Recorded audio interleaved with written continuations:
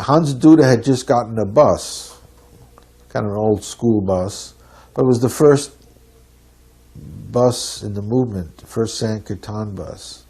And he was talking about having this world Sankirtan party and travel all over. And, everyone was excited about that, and he was telling Prabhupada about it. And,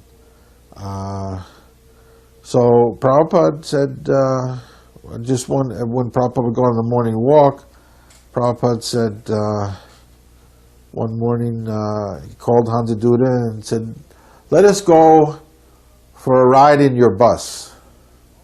And Hansa Duda was, "Oh yes," he was all excited.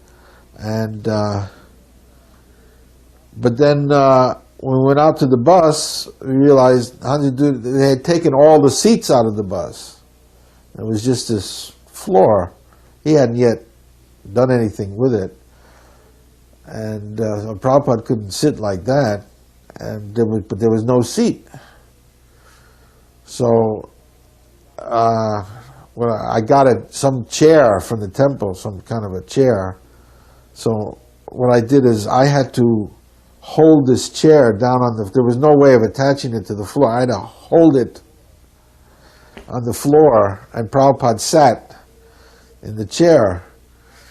And all the devotees piled into the bus. Everyone was very excited.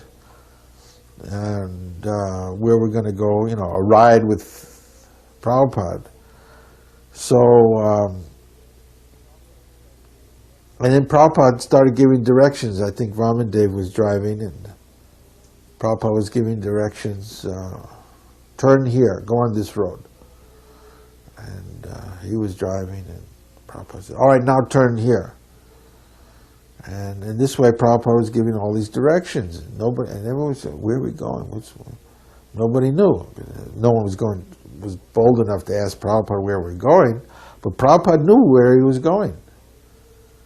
And we're going throughout Boston, and Prabhupada's giving directions. Devotees are all chanting on their beads.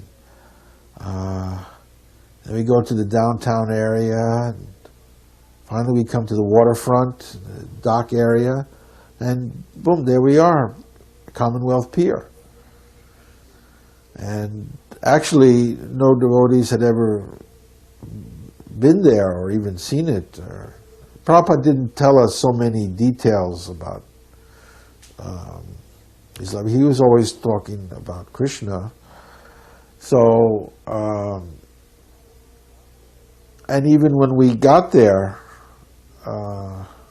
we didn't really fully realize where we were, but this was actually the place where Prabhupada had first entered America.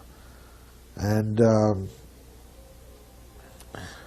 so anyway, Prabhupada started walking, and we were all clustered around him. The devotees are walking on this big pier, and these big roads, and there's kind of all these warehouses are there, and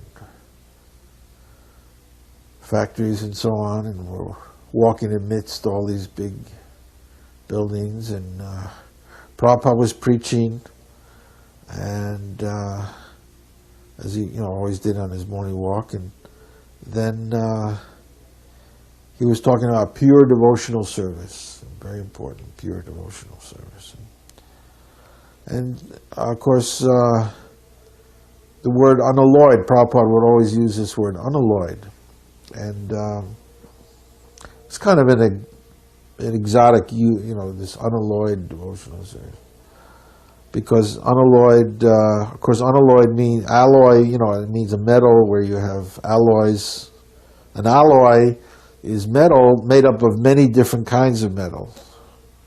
And Prabhupada was always saying unalloyed.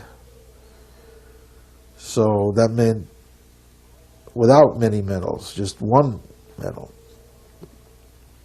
So, and Prabhupada was preaching, and he was talking about unalloyed devotional service to Krishna, and Lord Chaitanya, and so on.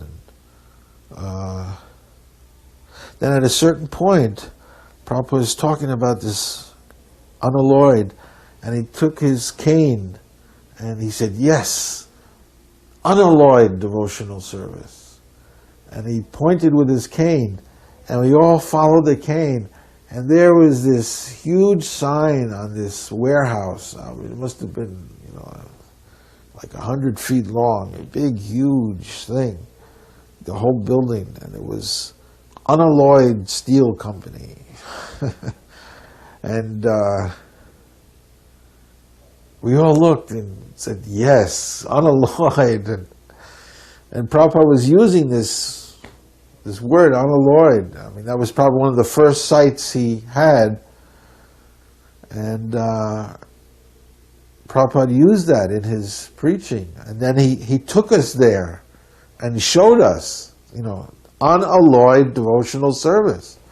Very simple instruction, but he used it, he made it so graphic.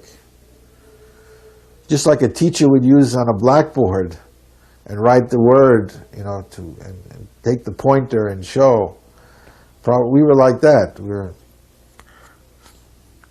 Prabhupada used to call us his students.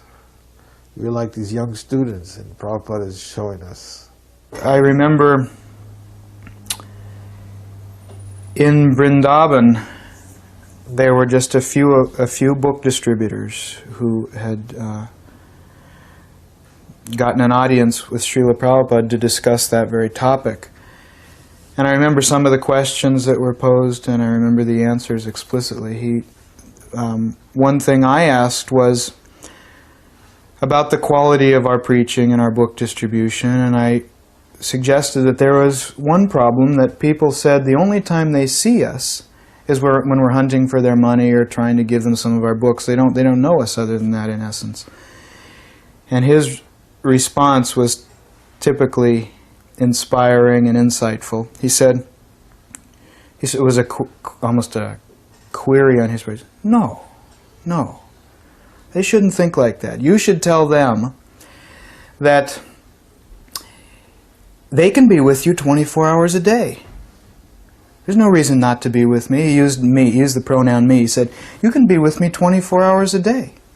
He said, you come with me, stay with me 24 hours a day, come live where I live and see me, and in that way you can get to know me.